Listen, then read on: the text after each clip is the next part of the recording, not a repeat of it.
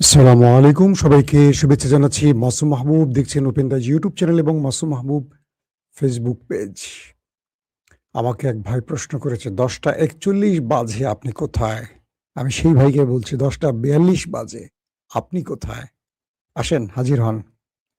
দর্শক, বেশ কিছু গুরুত্বপূর্ণ খবর আছে আজকের লাইভ সেশনে। শুক্রবার, শনিবার, রবিবার ইরানকে 3 দিন সময় বেঁধে দিয়েছে আমেরিকা। এরপর বড় আকারে আক্রমণ। পাশাপাশি রাশিয়া, চায়না তাদের মধ্যে এমন কি পরিকল্পনা এলো ইরানকে নিয়ে? অন্যদিকে পেন্টাগন বলছে রাশিয়া ইরানকে এমন প্রতিরক্ষা ব্যবস্থা দিচ্ছে যেটা দিয়ে ইরান মার্কিন গর্বের F-35কে ওপারে পাঠাতে পারবে। পাশাপাশি গালফ কান্ট্রি এবার ট্রাম্পের মিথ্যা প্রকাশ করে দিল। আবার আরব আমিরাতে যে হামলা হলো সেই হামলা ইরাক জড়িয়ে পড়ছে। কি ঘটতে যাচ্ছে আসলে মিডল ইস্টে? চলুন আমি আপনাদেরকে সংক্ষিপ্ত লাইভে সে বিষয়গুলো জানাবার চেষ্টা করছি। ডোনাল্ড ট্রাম্পের একটা দিন 24 ঘন্টার, আমাদের যেমন তারও তেমন, বাট তার দিনটা বোধহয় 24 ঘন্টা না, 48 ঘন্টার। তিনি সকালে আর দুপুরে আর বিকালে আর রাতে ধরেন 4টা যদি পোস্ট করেন, 4 রকম পোস্ট করেন। আজকে আমাকে এক দর্শক প্রশ্ন করেছে, ভাই আপনি কোন দল সমর্থন করেন? ফেসবুকে আমি খুব কম অ্যাক্টিভ থাকি, কারণ ফেসবুক শত্রু বানাবার জায়গা হয়, বুঝছেন? ধরেন সরকার একটা ভালো কাজ করছে, উইশ করলে, প্রশংসা করলে একদল বলে ভাই আপনি তো এই দল করেন। ধরেন বিরোধী দলের একটু সমালোচনা করলে ভাই আপনি তো ওই দল করেন। বাংলাদেশের মানুষের প্রবলেমটা কি জানেন? তারা দলের বাইরে কাউকে চিন্তা করে না, তারা কেউ দেশের পক্ষে চিন্তা করে না। আমি বোঝাবার চেষ্টা করি, আমি আসলে দেশের পক্ষে, আমি কোনো দলের আনুগত্যশীল কর্মী নই। আমাকে দেখে বা যারা আমাকে চেনেন বা যারা আমাকে দীর্ঘদিন ফলো করেন তারা জানেন দেশ এবং জনগণের পক্ষে যেটা, সেটার পক্ষে আমি। কোনো দলের তাবেদারির পক্ষে আমি নই, কারণ আমি সুবিধাভোগী ব্যক্তি নই বা সুবিধাভোগী হতে চাই না। তো সেই দর্শককে বলছি, আপনি আওয়ামী লীগ করেন আমি জানি ব্যক্তিগতভাবে।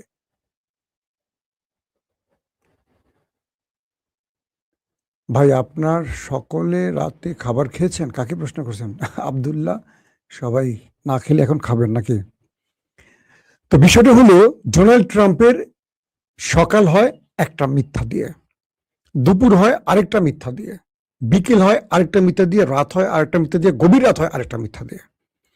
এবং প্রতিদিন তিনি ইরানকে শাসাচ্ছেন, কিন্তু ইরান হাসছে মুচকি মুচকি। ধরেন প্রথমে পাকিস্তানের কি বলবো ধ্বজভঙ্গ প্রধানমন্ত্রী শাহবাজ শরীফ, তাকে একটা টুইট লিখে দিলেন ডোনাল্ড ট্রাম্পের অফিস, লিখে বললো এই শাহবাজ, দ্রুত এটা তুমি তোমার টুইটারে পোস্ট করো। শাহবাজ যখন দেখলেন আরে ট্রাম্প আমাকে এই পোস্ট পাঠাইলো, কপি করেই এডিট ছাড়াই পোস্ট করে দিয়েছেন। সেখানে কি আসলো? ডোনাল্ড ট্রাম্পের অনুরোধে পাকিস্তানের প্রধানমন্ত্রীর এই টুইট। ট্রাম্প আবার ফোন দিলেন, এই বদমাইশ, তোরে কি আমি আমার নাম লিখতে বলছি? তুই করবি তোর হয়ে, আমার নামে করলি কেন? ইজ্জত তোমার গেল, তাড়াতাড়ি এডিট কর। সে আবার 1-2 ঘন্টা পর রি এডিট করলো। পাকিস্তানের সাংবাদিকরা বলল, এই পোস্ট কি ট্রাম্পের নাকি এটা শাহবাজ শরীফের? কারণ পোস্টটি শাহবাজ শরীফ করছে নিজের ওয়ালে, আর তাকে পাঠিয়েছিল ডোনাল্ড ট্রাম্প। কি লেখা ছিল? যে ইরানে হামলা করো না, ইরানকে আলোচনায় বসার জন্য একটি সুযোগ দাও। আচ্ছা, ইরানে হামলা করো না, বসার জন্য সুযোগ দাও, এই কথাটা ট্রাম্প বলবে কেন? এটা তো ইরান বলবে পাকিস্তানকে, না? তো ট্রাম্প লিখে দিচ্ছে। তারপর ট্রাম্প একটা সিজফায়ার টাইম দেয়, যুদ্ধবিরতির সময় দেয় বা আলোচনার সময় দেয়, দিয়ে ট্রাম্প বলে আমাকে পাকিস্তান অনুরোধ করেছিল বলে আমি ইরানকে সময় দিলাম 15 দিনের। বাস্তবিক অর্থে ইরান কিন্তু সময় চায় নাই। তো এবার কি করলো? একইভাবে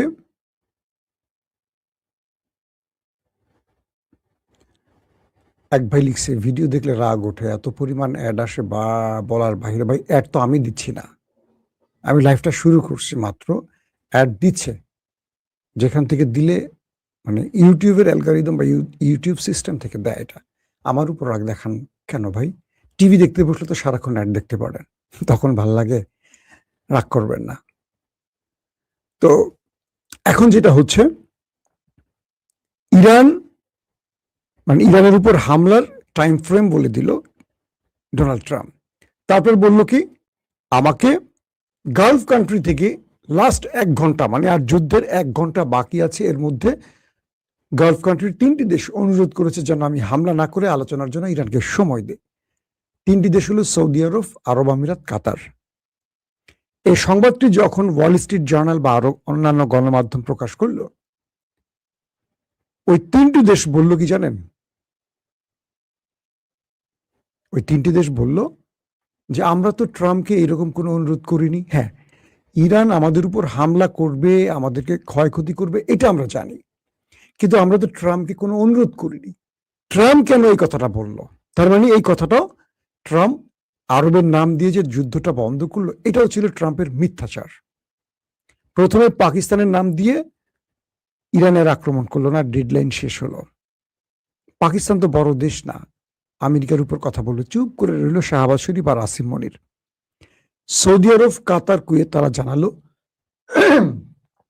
তারা আমেরিকাকে কোনোভাবেই বলেনি যে তুমি আক্রমণ করো না, তারা চায় যুদ্ধ বন্ধ হোক, যুদ্ধ না হোক, কারণ যুদ্ধ হলে ইরান তাদের উপর অ্যাটাক চালাবে। কিন্তু তারা এমন কোনো প্রস্তাবনা ট্রাম্পকে দেয়নি। তার মানে ট্রাম্পের দ্বিতীয় মিথ্যা ফ্লাশ হলো।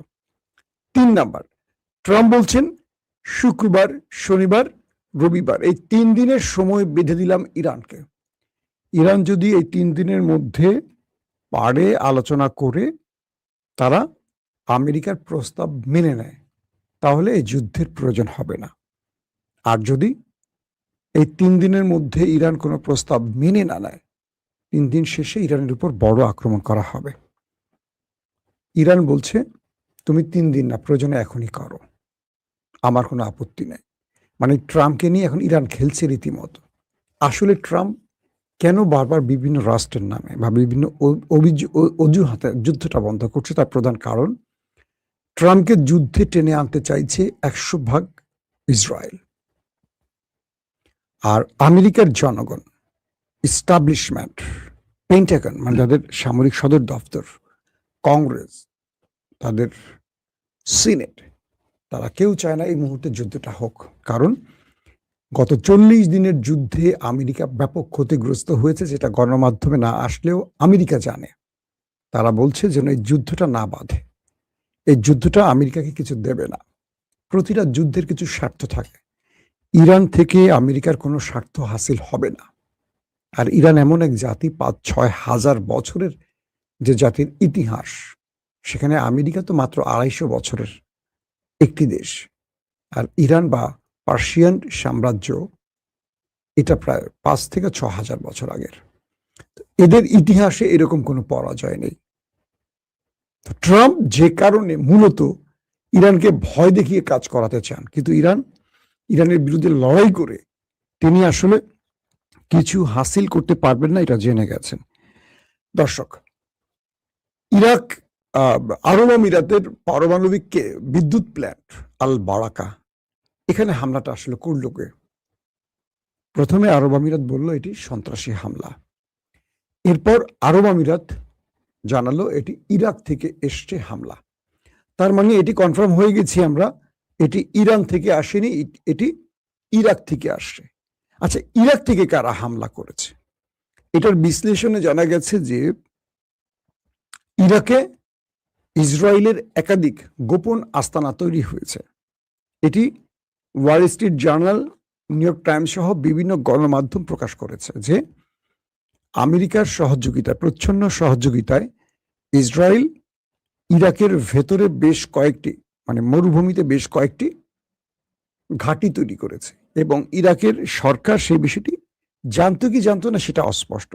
বাট পরবর্তী এই খবর ফ্ল্যাশ হওয়ার পর, ইরানের চাপ বাড়ার পর, ইরাকের সরকারের উপর ইরানের চাপ বাড়ার পর সেখানে তারা অভিযান চালিয়ে কিছু পায়নি। এটি হলো কারবালা এবং নাজ্জা শহরের আশপাশের অঞ্চলে। তো বলা হচ্ছে ইরাকের ভেতর থেকে আরব আমিরাতের পারমাণবিক প্রকল্পকে টার্গেট করে, পারমাণবিক বিদ্যুৎ কেন্দ্রকে টার্গেট করে এই হামলা হয়েছে। তার মানে আরব আমিরাত বুঝতে পারছে এটা ইরান করেনি, এটি ফলস ফ্ল্যাগ। অর্থাৎ গালফকে ইরানের বিরুদ্ধে যুদ্ধে জড়াবার জন্য এই কাজটি নেতাকাকুর বাহিনী করে থাকতে পারে, এটি এখন ধারণা করা হচ্ছে। আবার সৌদি আরবের মধ্যেও 3-4টি ড্রোন অ্যাটাক করা হয়েছে। সৌদি আরব সেই ড্রোনগুলোকে ইন্টারসেপ্ট করেছে। সৌদি আরব এই জন্য ইরানকে দায়ী করেনি এখন পর্যন্ত, এরা বুঝতে পারছে। তাই সৌদি আরব পাকিস্তানের মাধ্যমে বা সৌদি আরব তার মিত্র কাতার, কুয়েত, বাকি আরব রাষ্ট্রগুলোকে বলছে আমাদেরকে সর্বোচ্চ সতর্ক থাকতে হবে, কারণ ইরানের সাথে আমাদের একটা যুদ্ধ লাগাবার জন্য আমাদের শত্রুরা ফলস ফ্ল্যাগ অপারেশন করছে। এই ব্যাপারে আমাদেরকে সর্বোচ্চ ধৈর্য এবং কি বলবো মানে আমাদের চোখ খোলা রেখে সামনে এগুতে হবে। চায়না এবং রাশিয়া, শি জিনপিং এবং ভ্লাদিমির পুতিনের মধ্যে যে রাজকীয় সাক্ষাৎ হয়েছে সেখানে অনেকগুলো তথ্য এসছে, যেগুলো আপনারা ইতিমধ্যে গণমাধ্যমে জেনে গেছেন, আমি বিস্তর বলতে চাই না।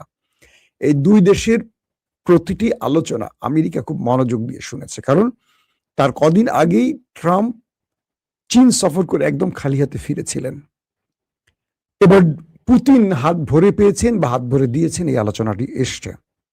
তবে আমেরিকার জন্য সবচেয়ে বড় যে টেনশনটি হয়েছে সেটি হলো আমেরিকা বা পেন্টাগন, মার্কিন যে সামরিক সদর দপ্তর, তারা এটুকু বুঝছে ইরানকে এই যুদ্ধে সবচেয়ে হাই রেঞ্জের আধুনিক প্রযুক্তি রাশিয়া এবং চীন সাপোর্ট দিচ্ছে। কালকে হামলা থেকে কেন সরে এসছে সেই খবরটি আমি আপনাদের দিয়েছি, যারা আমার নিয়মিত লাইভ দেখেন তারা জেনেছেন।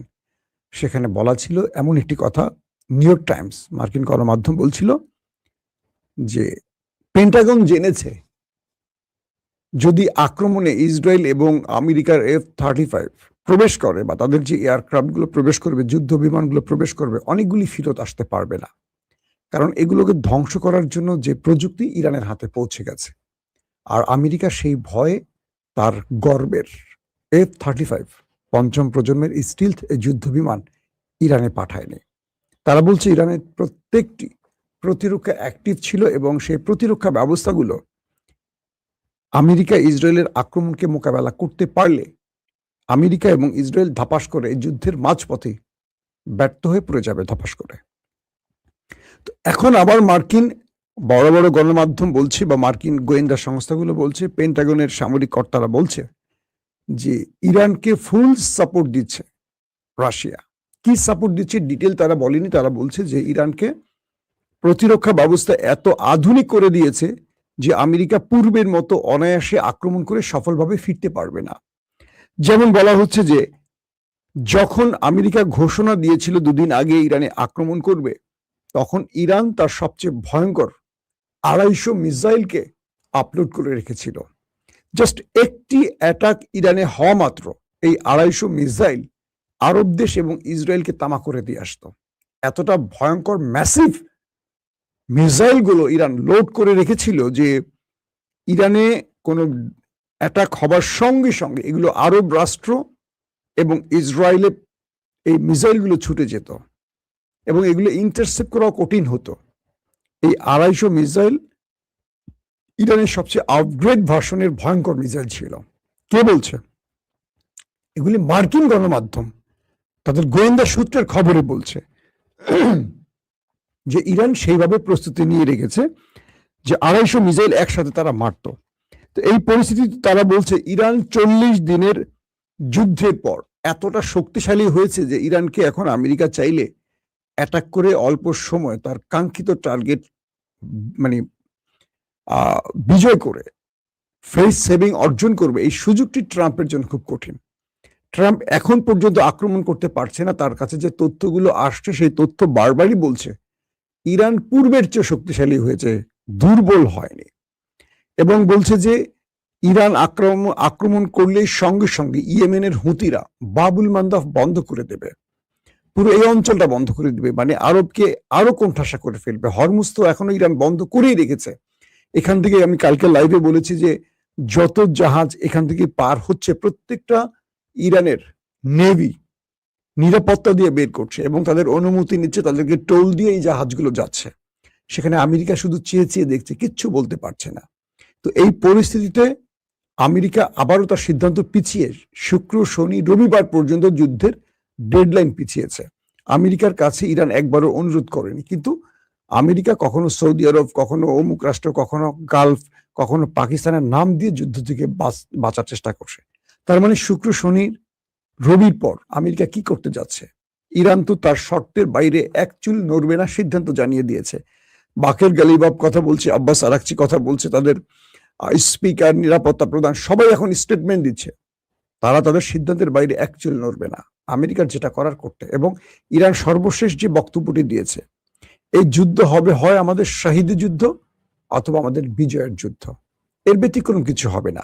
পুরো ইরানি জাতি শহীদ হওয়ার জন্য প্রস্তুত, এই কথাটিও ইরানের স্পিকার নতুন করে বলেছেন।